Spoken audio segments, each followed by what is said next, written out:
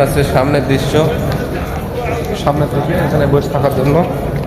আর মসজিদের ভিতরে যে যে দৃশ্যগুলো, সামনের দৃশ্য, এটা সামনে, তার সামনে যখন সাইড আছে এর দরজা আছে সামনে, ঠিক আছে।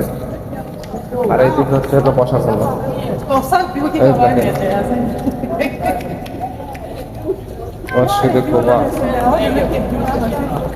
ঢোকার জন্য অনেক কষ্ট হয়ে আছে, অনেক কিছু নিয়ম কানুন মানতে হয়। তো দেখা হয়ে গেল, নামাজ পড়লাম।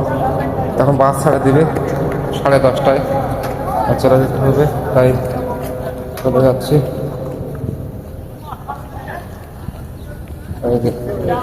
মসজিদে কুবা মসজিদ, সেই আল্লাহ তাআলার ঘর।